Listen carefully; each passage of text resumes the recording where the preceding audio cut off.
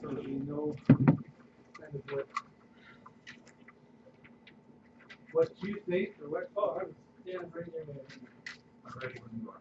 Okay, I think we're ready to go. Is there anything, Cheryl, that I should add? Covered it. Okay.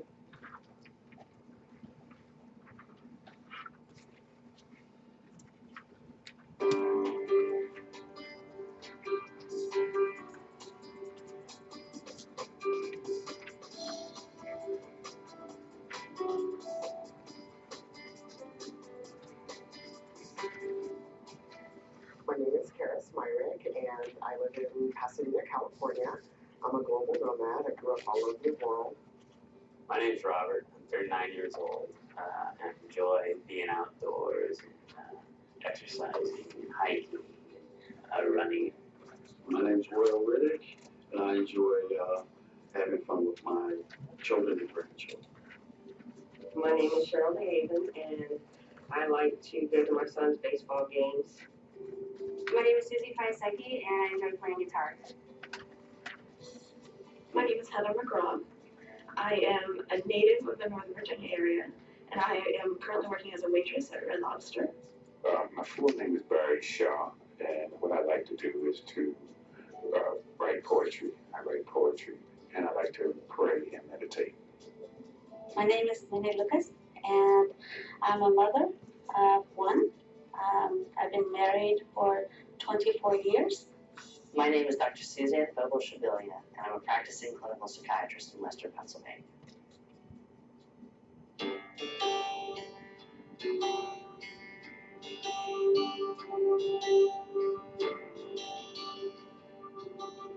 For me, my dark days tend to be primarily the depression, as it is with many people with the diagnosis of bipolar disorder. My diagnosis is schizophrenia with panic disorder and OCD. I got my diagnosis in 1999 with major depression with psychotic features. My diagnosis is borderline personality disorder, and basically for me, that means that I have severe mood swings, extreme mood swings. My diagnosis is panic disorder with agoraphobia and substance abuse. I have bipolar disorder and post-traumatic stress disorder. I've been diagnosed with post-traumatic stress disorder, bipolar disorder, and general anxiety disorder. When I got the diagnosis of bipolar disorder, Initially, I was diagnosed in my 30s, I believe it was, with clinical depression and anxiety. When I was 18 and went into treatment for drugs and alcohol and started getting sober, I started having a lot of anxiety, panic attacks, to where if I was driving somewhere, I would start getting dizzy spells. My heart rate would go really fast. I would feel just afraid all of a sudden. I would park in the parking lot, telling my wife I was going to work, and then call in sick and wait till she left home and went to work, and then go back home and go to sleep. So I think that was the point where I really knew something was wrong. It just made me want to crawl into bed, crawl under my bed. That's a place I used to spend a lot of time. It was either under my bed or in the closet, someplace where I couldn't feel, think, hear, see, and be totally deprived from any kind of stimuli, because just being out in the world was too intense. I'm a Korean American adoptee, and when my adoptive mom called me from home to tell me that my birth mother had contacted me by translated letter, that's when I went to my first full-blown manic episode. In the morning, I would start out high as a kite, and then by evening, I would be suicidal. I was self-injuring, going from job to job, wasting a lot of time just wandering around doing nothing in a daze. I eventually thought everybody was right. You know, I am a joke. I'm a failure and a loser. What's the point of trying anymore? So I tried to end it by overdosing on the medication I was given to treat my disorder. That was probably one of my darkest days. I felt worthless. I felt as though I was like an alien in the world that didn't belong. I always thought that I should be, the world would be better off if I was dead. They thought that I was possessed by demons, or that the house was haunted, because I used to see people and I used to hear voices. So they used to have the priest come down and bless the home, and they try to do the exorcist on me so I can, get those demons out. Initially, when I went to the VA in July of 1993 and asked for help and told them what my concerns were, they told me that the earliest appointment I could get would be January of 1994. By the time I got that appointment, I had lost my job. Child Protective Services came and took my daughter away, and I wound up homeless. I would rather have broken bones. I'd rather have kidney stones I have to pass. I'd rather deliver 15-pound twins, with no anesthesia, than have a bad bout of depression.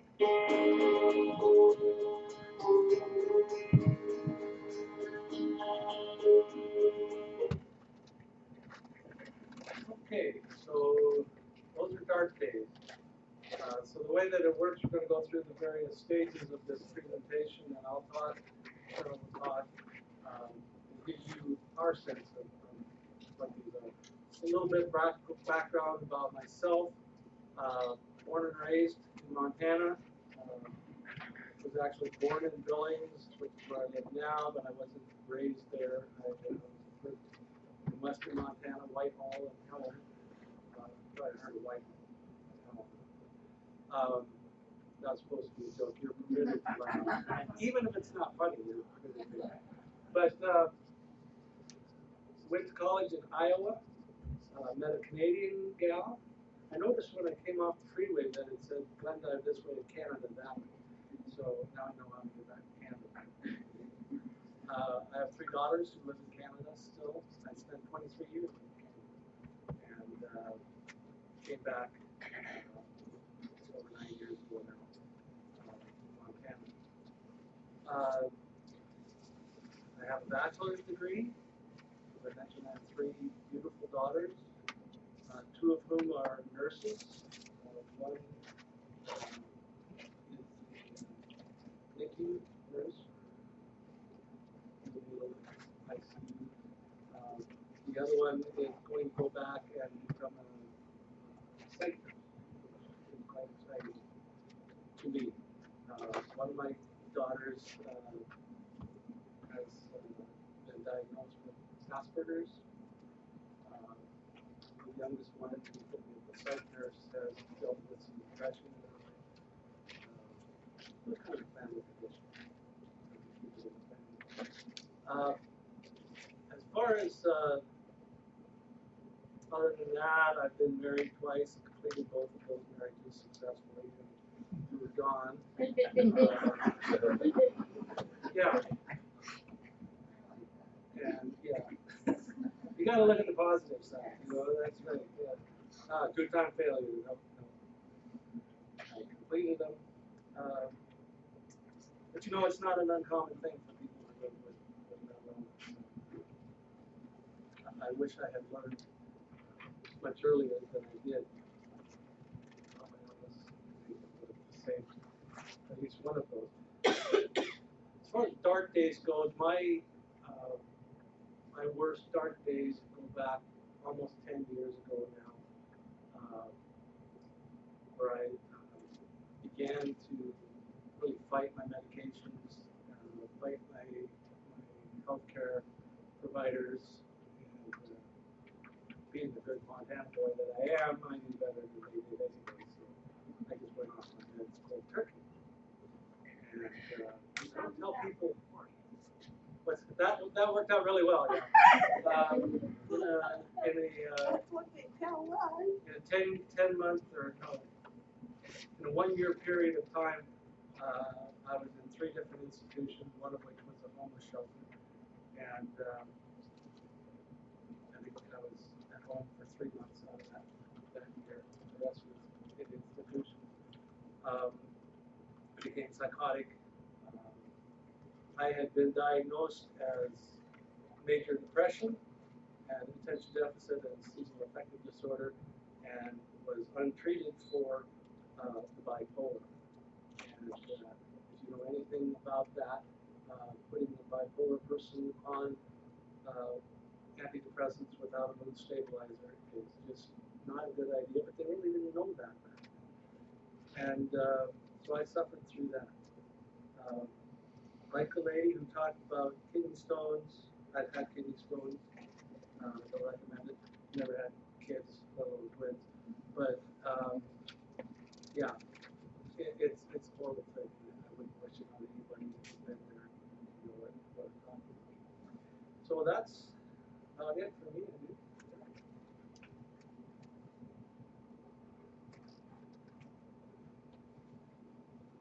Okay, I have to use notes, because my memory's not as good as Terry's. I've slept since yesterday, in fact. My name is Cheryl Schaefer, and I too am a Montana girl. I started out in Belfry, if you know that area, and then ended up in Billings and have been there ever since with a little stint in Bozeman to go to college. I'm on my second marriage. I hope to not complete that one, but I too have gone through, the divorce yet. I like to volunteer at different things. I like to stay busy with different hobbies. My main hobby is volunteering, different boards, that type of stuff. Work with my youth group at church. I've had the same job for 29 years now, which was just going to be a transition job until I found something new. Yeah, well, 29 years later, now I'm looking at retirement in a few years. The most important people in my life are my husband and my children, and anybody that I call a friend or a friend to be, because if I meet you in the grocery store, particularly the soup aisle, that seems to be where I get in the most trouble talking to people. My husband has actually even called the store one time and told them to come looking for me to send me home. Because I was jabbering way too much. Dark days. Wow. One thing you need to understand with mental illness is that perception is reality. If somebody with mental illness tells you that they're having a psychotic break or just a bad episode, if they tell you there's bugs on the wall, you can't tell them different. If I tell you that the world will be better without me, that's where I am. That's what I believe. It's perception is reality for everybody, mental illness or not. If you believe the sky is yellow, well then, you believe that. That's what your brain is telling you. Yes, exactly. Yeah.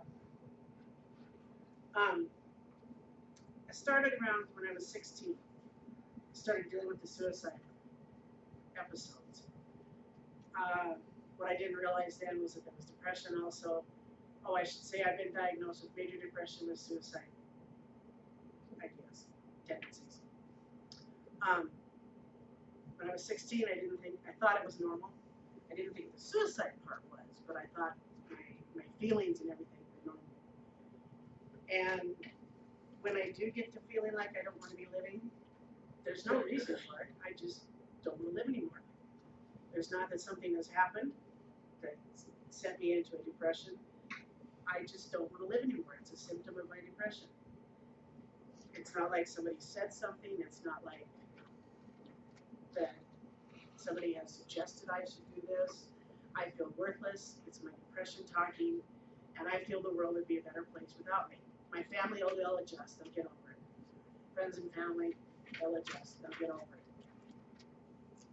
One thing I want to talk about is the stigma, because in your dark days, when you're at your worst, is when you think that everybody knows it and is judging you, because there is such a stigma with mental illness.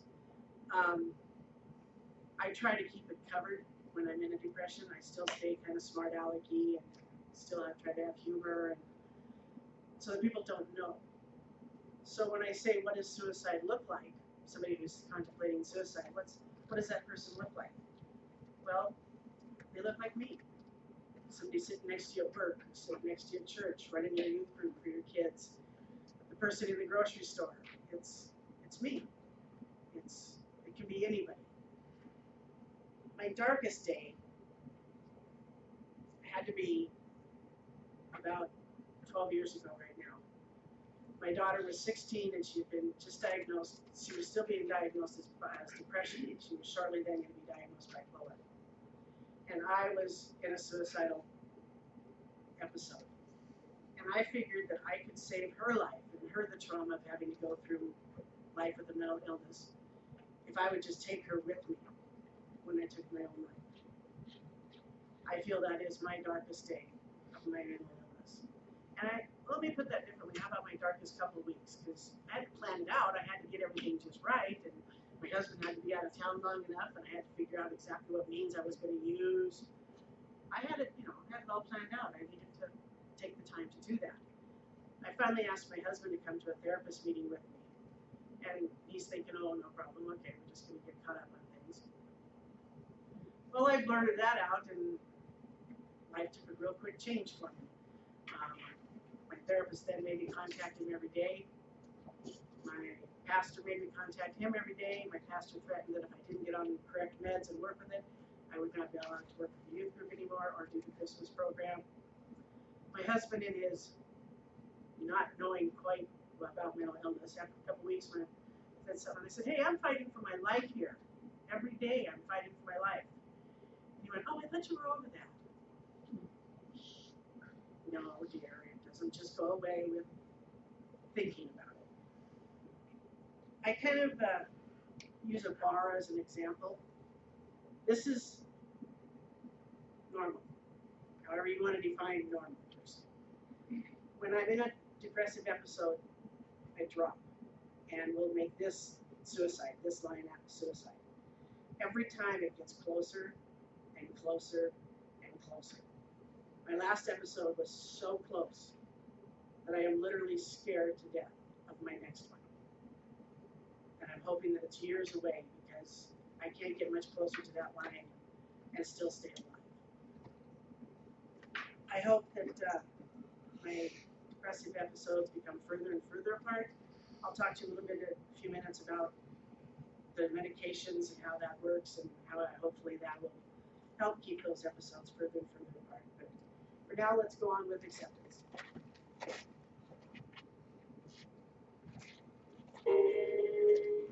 I think the key for my acceptance was to realize that as a person with a mental illness, that I'm a person first. And I know it sounds kind of cheesy or cliche to some people, but really it's the truth. I think what finally led me to the point where I could accept it was the support of friends and family. For them to say, Heather, you have a problem, but we love you anyway. That made it okay for me to say the same thing to myself. I really didn't have a clear understanding of what I had until I was actually a resident in psychiatry. And I was working in an ER and had a severe episode at the time. And suddenly I had a patient who had the same symptoms I did. And I realized that I couldn't really deny this. I could see what the other patient had. And then it was very obvious that I had the same thing. Now that I got this diagnosis, I can do something about it, just like I did something about the drug addiction. So acceptance just came right immediately. It's like, yes, that's that. I can do this now. Another thing that helped me with my acceptance was to learn about famous people with mental illness. That gave me a lot of hope. You know, Michelangelo, Vincent van Gogh, Georgia O'Keeffe, Charles Schultz, Abraham Lincoln. It's not my fault. It's not my parents' fault. You know, it's an illness that many people deal with, and that I'm not alone. I don't have to deal with it alone, and that I can go out and try to tell my story to help other people. And so that was the turning point for me. NAMI has helped me by understanding, educating, and also not only me, but my family. If it wasn't the fact that my family has been educated on this and I didn't have the support of my family, I think it would have taken twice as long for me to be in recovery.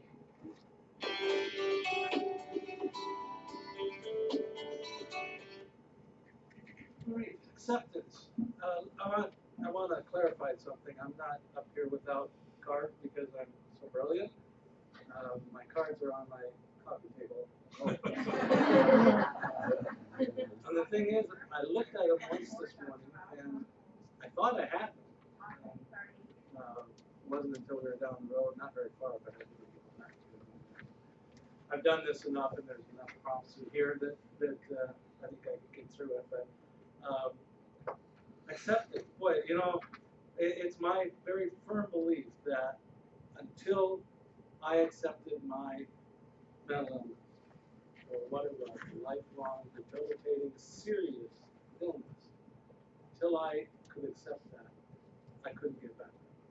I was never going to get better. And, you know, the one gal in there said that, you know, she was able to come to acceptance because she had the support and the love of her friends and family. I've never had that.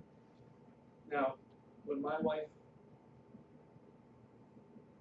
asked for a divorce while I was in this psych ward, which that's enough said about that. You know, I had nowhere to go. I was living in Calgary, Alberta, Canada. I didn't have any family up there, and she made it very clear that I didn't have any family left up there. My own family left up there, and so I was literally forced to come back to the United States, and I don't mean that. That's not forced back to the United States. But my parents took me in, and I spent over 8 years with them, and 5 of them, they took care of me and helped nurture me back in health physically, and 3 years I looked after them as they became more disabled with their age and whatnot. But there's never been that kind of family support. Well, yeah, okay, that's why Terry does that. It's like, oh, there goes Terry. And why does he keep moving? And we'll talk about those things in more detail. But acceptance is hard. It probably took me 10 years minimum, maybe 15 years, from when I was first told that, you know, you're depressive. Well, okay, so I get a little depressed, I get a little sick. Nobody probably, you know, I here take these pills. Well, you know, all that did was make me sweat, get fat. And yes, for me, this is fat. You know, I'm 7 pounds heavier than I was before. My nickname is Montana Sweat, which people look at me now and go, why? Well, because when I was younger, I was slim. But through acceptance, which for me was kind of my own process. I had to do it kind of myself on my own, and it started when I found NAMI.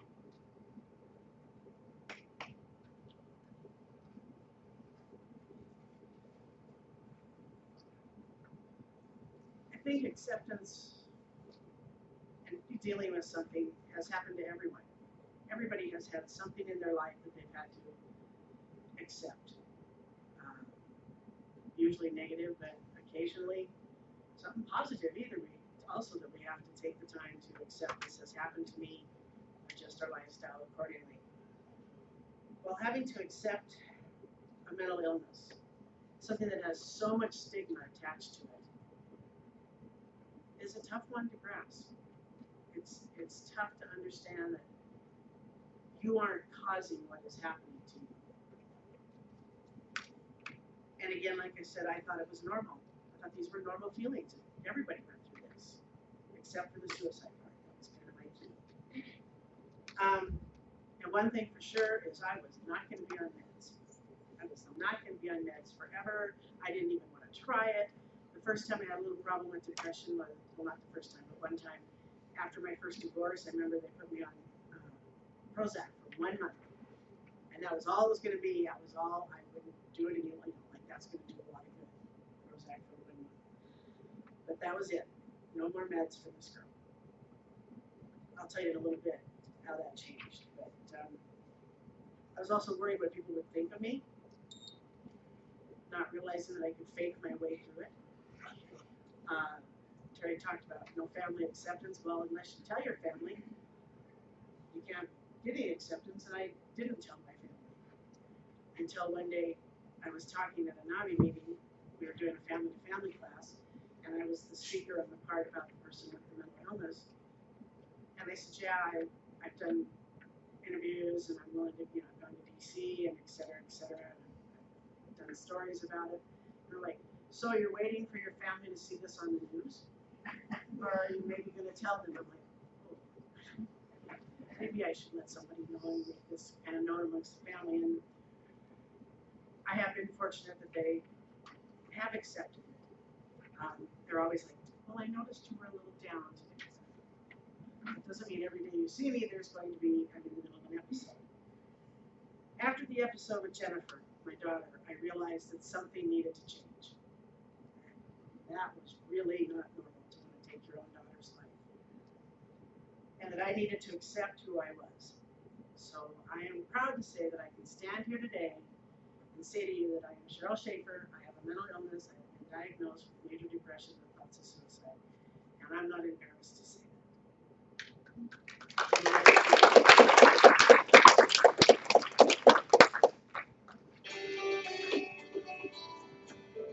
Being an active partner in my treatment, I think is very important. I used to kind of be very passive and just go to the doctor and whatever they said, I would just keep my mouth shut. But now I read everything I can get my hands on. And I go into the doctor and I say, I read this, what do you think about this? Well, basically my treatment consists of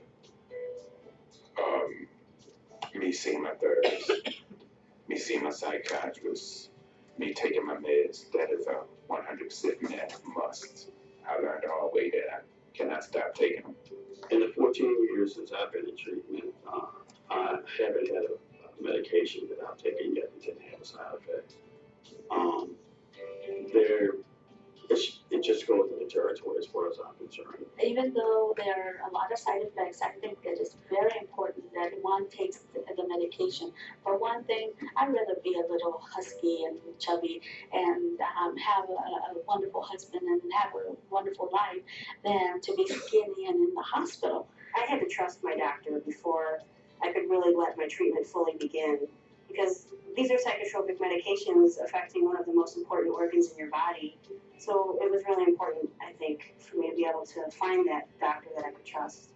Therapy helped me work through a lot of issues that were going on in my life, but it also helped me in dealing with stress and doing relaxation techniques and things like that to reduce my anxiety. That was a big part of my treatment. What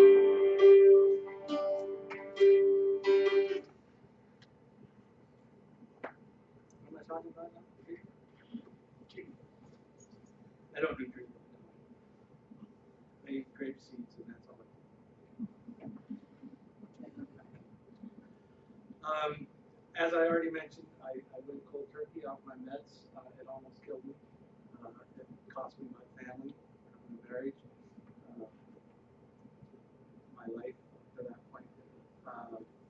And so getting back on proper kinds of medication, proper kinds of treatment with psychiatrists, psychologists, NAMI groups, becoming involved in NAMI and doing things like this in our own way. It's very important for me to feel like I'm giving something back, that I'm helping educate people. Maybe one person today or one person in the last 6 months that I've talked to that has an aha moment because of something I say or you see up here is more than worth that 20-minute drive from the village to back. That's all it took us. Yeah, I'm sure that was all it took. We hit the ground a few times. Being a Montana boy, 75 is a suggestion. So. I'm old enough to remember the good old days. But back on topic, treatment. When I came to Billings, I was relatively okay. I had been off meds. When I went from the psych ward to the homeless shelter, they gave me a prescription. I didn't have 2 cents to my name, so they might as well have written me, give this man $1 million and it would have been just as helpful. But and it was all the wrong kind of meds anyway. As I mentioned, it never changed. So when I got to Billings, I went to the Deering Clinic, which is now the Riverstone Health, And the female doctor that was there, I had an anxiety attack about 3 weeks after I got here. And she put me on lithium and Lexapro. And I'm not nervous. I do a lot of public speaking. I'm very comfortable doing it. And you can see the side effects of lithium. My neurosurgery practice has gone right into it. Nobody wants that wiggly scar on their skull, but you know, it's one of those things. It has made my quality of life much better, and I'm willing to accept that. Now it's starting to get worse, and it's starting to transfer over my left hand, and so I may look at changing something. But at least I'll do that with an open mind and an educated guess at what we might be doing.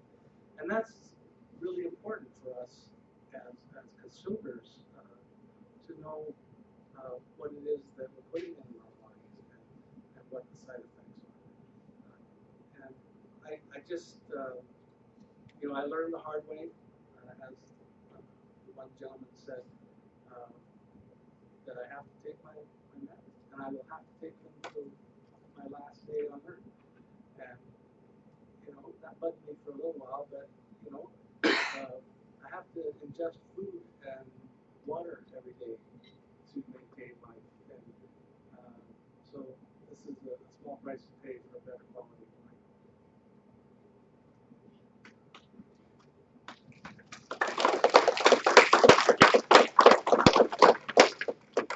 They're clapping for you. We'll get to you later. Yeah. Treatment for me involves what I call a lot of IS. I had to work together from a cardiologist, a neurologist, a psychiatrist, an internist, a therapist. I have a lot of IS. I used to avoid appointments with any of them because I didn't want to get found out.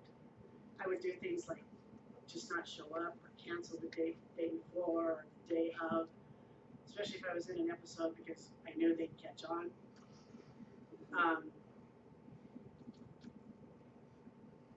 I've learned since then that it's for my own good that they catch on. And I've also learned that it's okay to take meds. In 2005 and 2006, I had a couple of years of really bad heart troubles. I had surgery. I had 14 stents. I had MRSA. It was a really bad couple of years. So needless to say, I'm on a lot of meds now between the heart stuff and cholesterol and When I thought about it, when, you know, I didn't like take my meds for a while, but when I started thinking about like some people, like diabetics, if they don't take their insulin, they will die. And some people, it is imperative that they take. well, I was much better with my insulin than I was with my psychotherapy. Yeah. So yeah, I took my insulin regularly, but Yeah. yeah. So I am working on fixing this. I'm hoping to get rid of some of my pills. I had gastric sleeve surgery this summer, and as of today, I can say I'm down 113 pounds and off some of my meds. It's been an interesting journey and a big life change. Yeah, so for someone who didn't want to be on meds, at one point in time I was on 27 different meds. And the side effects of mental illness, the medication for mental illness, can be, like she said, devastating, but yet it's worth it. I'd rather go through this. I didn't particularly enjoy gaining 50 pounds in 6 weeks on one medication that I took. I called my doctor and I said, I can feel the fat growing. He's like, what? I said, really? It's like when your legs are swelling with water. You can almost, sometimes if it's so bad, you can feel it. I said, I feel like I can feel the fat growing. And when they weighed after 6 weeks, I had gained almost 50 pounds. Well, that stuff does not come off in 6 weeks. It took several years till surgery to get rid of that 60 pounds. But I also learned that you have to be honest with your therapist and honest with all the other yes. You have to see your therapist on a regular basis. You can't call and cancel that one, or you can't just not show up. And you need to keep seeing them even if you are doing well. It's like preventive maintenance on your car. You need to keep doing that. I do admit I have slacked off a little on that in the last few months, but my therapist texts me every now and then to be like, so don't you think we should see each other? Well, I'm doing great, Daryl, thanks. My therapist is also a gentleman I went to high school with, which I figured that way when we started out. I didn't have to go through all that rigmarole of, well, this is my past, this is all this. We already knew each other. It's just a case of keeping the appointments, taking the meds, and accepting that you need to be on those meds is all about treatment and trusting people. With acceptance, if you don't accept anything, what would happen to the meds, to the mind? I would probably not be here to talk to you today, because I would have killed myself. Well, without accepting who you are, how can you accept the meds?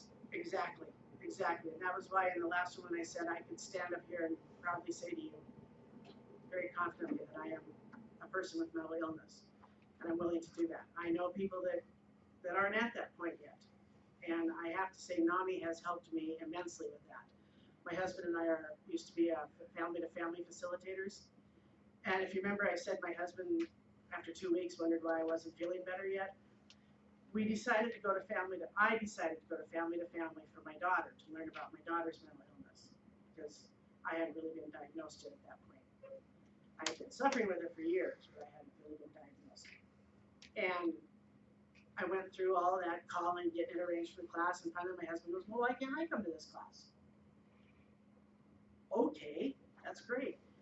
And by the end of the class, it's a 12-week, 2 hours a night, 2 hours a week class that is for family members, not for the consumer, which I am both, and at the end they asked for people to be trained to be facilitators, and he looked at me and he said, let's do that. I'm like, this is from the man that 6 months ago didn't even have a clue what was going on. So that has helped with the acceptance too, but NAMI has been wonderful in the support groups, the classes they have, the information that's available, making great friends through there. I'd never met Terry if it wasn't for this, and I think after traveling 672 miles today, that we can now say we're friends. Okay, it felt like 672 miles. Let's go on with coping skills, and we'll talk a little more. For me, free time is dangerous. I need to have a highly structured day. So when I get up in the morning, I have to know exactly what I'm doing pretty much every minute of the day. My dog is just great company. He's funny, so he makes me laugh. And because one of the side effects of medication is weight gain, and I had that really badly, he gets me out. The dog is also a great coping mechanism because it gives me the responsibility for something else. I don't have to look within inside myself all the time. I have to pay attention to the dog. Humor is one of my favorite skills, and I like to spend a lot of time with family, children and grandchildren. Great sources of relaxation. Going to the gym and working out helps me in my stability and my coping skills, because it gets me up out of bed. In playing guitar, I had actually led worship for my own Bible study for about 4 months, and music creates so many great opportunities for expression and creativity, so that's a great coping skill. It's been a huge blessing that I've been able to participate in things that are going on in my son's life, like baseball games and skateboarding. When I'm in church, I get a boost of energy that's unexplainable, so it makes a great deal important to me, that boost. One of the biggest sources of comfort for me is my dogs. I love my dogs so much. I have 2 Welsh Corgis and Case and Peaches, and they are just so cute and funny. Even when I'm feeling really bad, they just make me smile.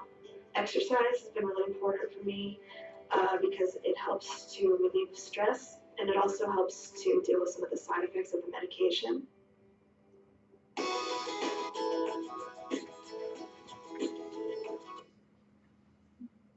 Okay. Coping skills. Well, being who I am, being the man that I am, and the boy that I was, and the teenager, and the young adult that I was, I don't like being told what to do. And so I don't, generally. And that's caused me a lot of problems over time.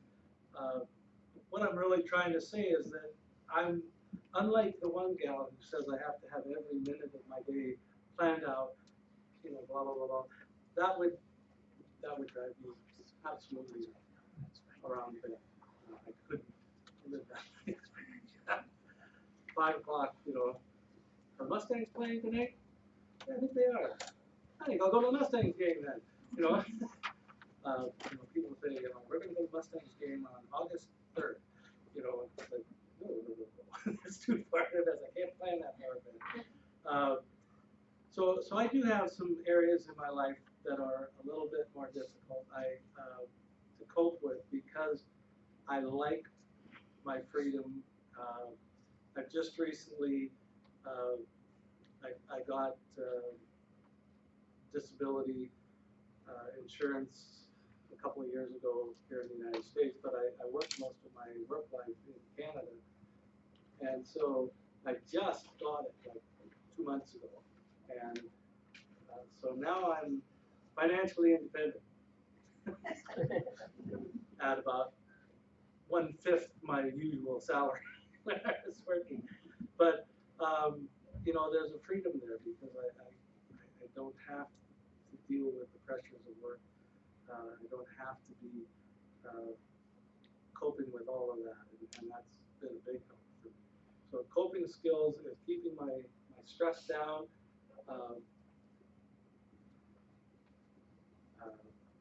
monetary things, of course, are easy triggers for stress. Family types of issues, having my daughter so far away is stressful for me, that type of thing. So, learning how to cope with the fact that, they're not children anymore, they're grown women and they have their own lives. And, I know my daughters love me, but I know I'm not number one on the dance card anymore, if I was. But, so, I guess my thing of coping is I try to simplify my life as much as possible. I try to give back because of the good that I feel that does and the feeling that I get from doing it. And, living a relaxed lifestyle, which I know because I've been around me for a few years now. And next year I'm not having my birthday because it will be number 60. So I'm not near old enough to be 60. I don't know. Anyway, that's. But I've learned that the simplified kind of life is what I can deal with the best. So I guess that's the big thing. I think in the interest of time, we'll skip this success, hopes, and dreams.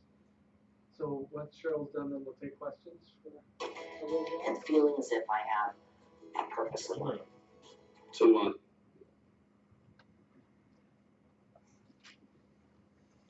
Coping skills.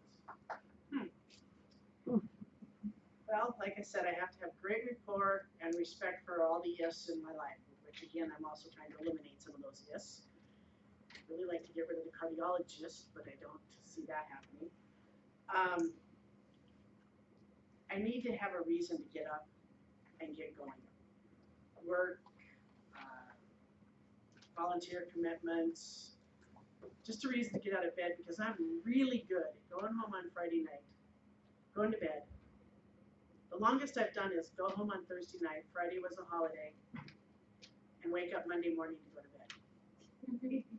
I can do that. I can sleep, it's not healthy to do that. It's not healthy to sleep long hours because you don't pee. It doesn't do any good when you only pee once in 48 hours. You don't get your nutrition that you need. You don't take your meds. You don't get hydrated. It's not a really healthy thing to do to sleep. It may sound fun, but it's not. So I need reasons to get out of bed other than just work. What gets me out of bed, and as several of them said, my dogs always need to go outside. They do manage to have to pee, so I do need outside. But I use them also for humor because they're just goofy. They're two rescue dogs, and they're the most lovable, snuggle, goofiest things. I love their kisses. Yes, I let them lick my face. But not after they've just come in from outside, because heaven knows what they've consumed outside. I go to water aerobics. I used to just swim, but I go to water aerobics on my treadmill. And now after surgery, that's a must. I got to get in my 150 minutes of exercise a week. Take a pledge to do that. Being available for my daughter. Making sure that my mental health is at a point where I'm taking my meds, I'm doing it so that I am at a point to be available for her. Because her bipolar is not always under control. So my goal, and hopefully, is to not have any more weekend sleeps. And last but not least, I have a really big mouth. So I don't mind speaking for others. I don't mind, like I said, I can be chatting in the grocery store and somebody will overhear me, and I've actually had somebody wait for me in the parking lot to catch me and ask me questions about mental illness. My big mouth has gotten me to Washington, D.C. I used to be the state president of Montana PTA, which got me involved with national PTA, so I did a lot of traveling to D.C. or Chicago, and I love lobbying, absolutely love it. We went one trip where we took my daughter along, and we stayed 2 extra days after visiting with the senators and the congressmen, different ones about education issues. Jennifer and I stayed an extra day, 2 days, and went back and visited with them and some other senators about mental illness and trying to get an education, being a teenager and trying to get an education with mental illness. I remember one time there was a prominent doctor in Billings, his wife did an article in the paper about living with depression. I thought, I can do that. And I passed this speaking big mouth onto my daughter. When she graduated from high school, Coloring Television did a story on her graduation, her summertime, and her moving into college. They just did kind of a series of her over the summer, which was really great, and it's nice to see her willing to speak out too.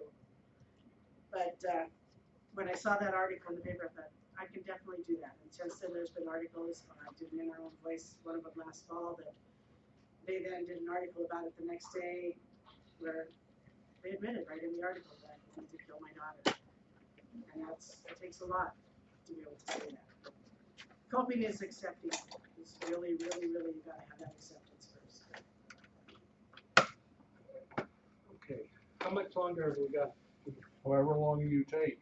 Okay, There are other speakers after you, though. okay, we'll take all afternoon then. Any questions? I was just curious what you told your daughter when she found out. After her first psych inpatient stay, I tried to tell her that I understood. And she was like, what do you mean? So I tried to explain to her that I too had the depression, because that was what we thought she had at the time. And she said, well, have you ever thought of killing yourself? And I said, well, honestly, I was going to take you with me. And she was very accepting of it as a symptom of the disease. She doesn't mention it, but she knows. I was lucky. I was very lucky that she didn't go ballistic on me when I told her. But I decided I needed to be honest with her. Her struggles, that she needed to see that mom has struggled too. Any other questions? pretty open and honest. If you got anything you wanna ask. My favorite baseball team is the St. Louis Cardinals. Yeah, well. Yeah. When you Obviously. we won't hold that against you. What's that? When you speak out, does it ever seem challenging with the crowd or whatever?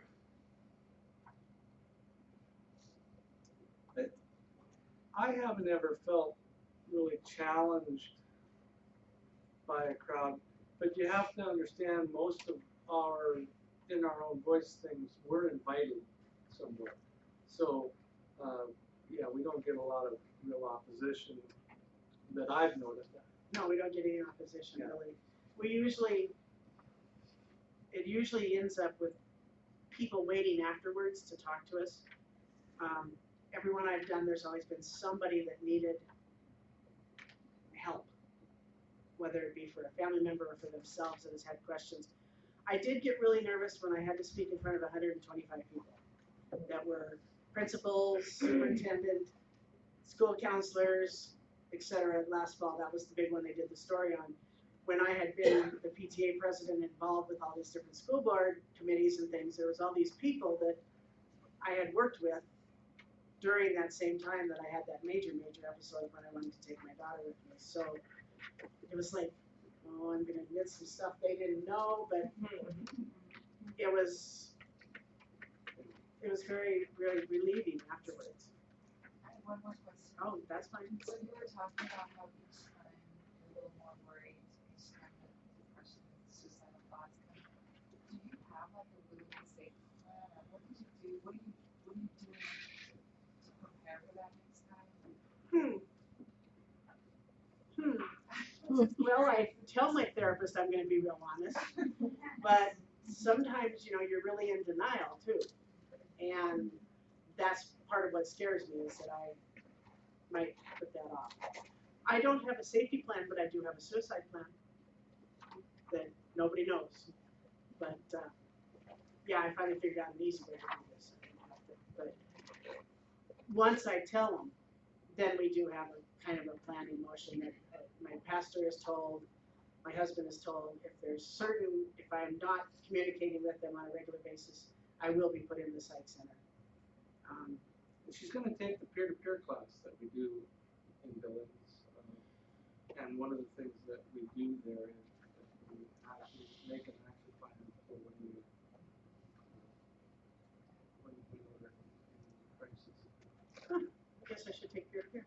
Have you heard you done rap or? I haven't. I've heard really good things about it. But I haven't personally. Can you ask what it is? Well, you get a. Okay, no, I use bags. A tortilla kind of thing. Those are gonna get What is rap? You Mouse City folks know, or should know. No, wellness action prevention plan or something. Mm-hmm. Oh, Yeah. I'm familiar with QPR and It's Safe Talk. basically the same kind of stuff, yeah. Okay. It's just a wraparound Okay. services, yep. I was just gonna say that, a lot of the co-occurring disorders where there's substance abuse because of a mental illness that hasn't found the inside. I think it's really important to have a vision. So that person that And there's a group to it sometimes.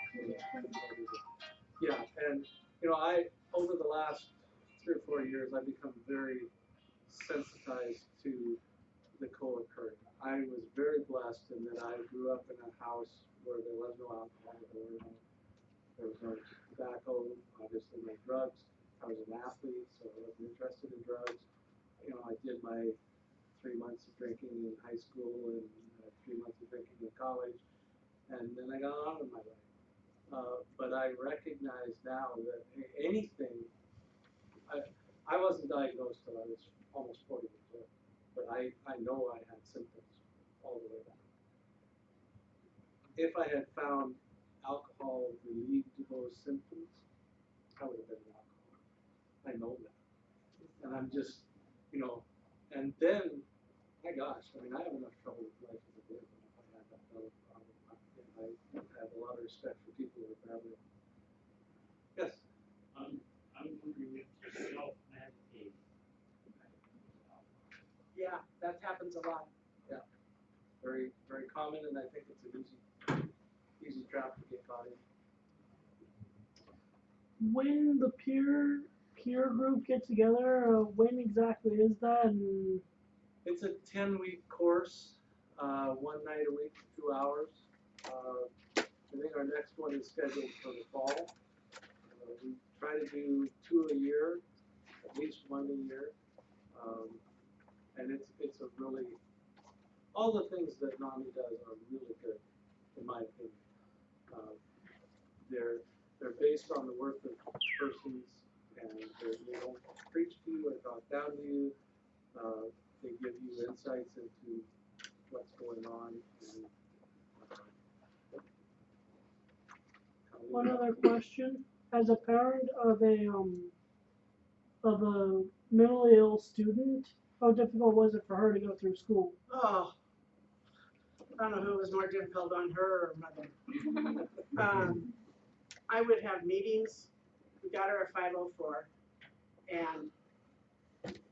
or as the dean called it, a 252, because we didn't actually do the whole legal stuff for it. But I'd have meetings. I would have pamphlets. I'd have information for her teachers, etc., to try to get them to understand.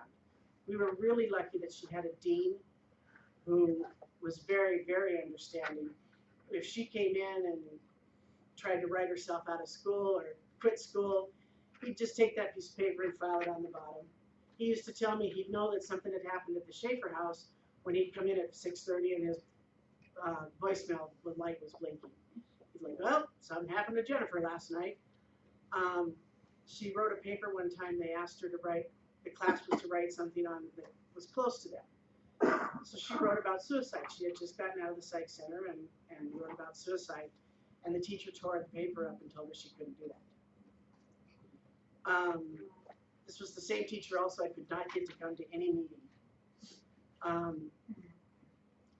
She was in and out of the psych center day programs too, which they try to keep you up on your schoolwork, but they don't. And her senior year, she was in the psych center several times, but just between Mother's Day and graduation, which is, what, 3 weeks? 3 weeks. She was inpatient psych center twice. And the second time she was there, we had figured out a way that she could graduate. She'd have to take Fs in all her electives. She would have to, she had Fs in all the other classes that she had to have. If she could pull off A's and B's on her finals, she could get a D in that class and pass. So she's in the psych center writing these papers and writing these projects, and the nurses are typing them for her. And it was very, we were very supportive in that way. The dean was supportive. He came to one of our meetings at the psych center. But man, getting those teachers and some of those administrators to go along with it. But I was a fighter, and they all knew me. Like I said, I was very involved in school district stuff. So they knew that they were going to hear from me. And This is a good time to stop. yes. Because the next speaker is going to be addressing that issue. Oh, I did a segue. Yeah, so you just did wonderful. Great. Thank you. Great segue.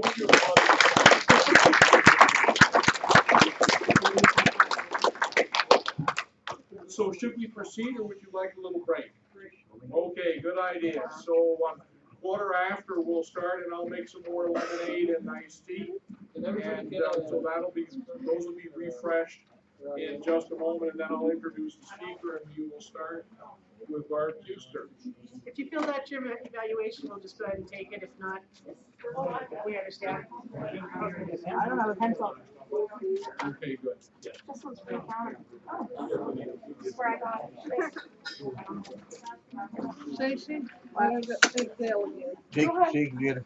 Okay. Nice to meet you. Yeah, Thank you. Thank you, Ralph. Thanks, Pete. No, go ahead. Yeah. Can I leave this with you? I'll come out with you.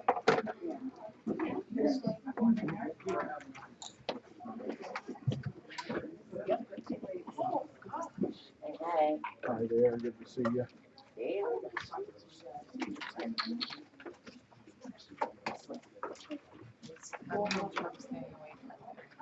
I did too. I had to get up and look at a drink and see that. They were great, but I was just nuts. Don't need to record the break. times.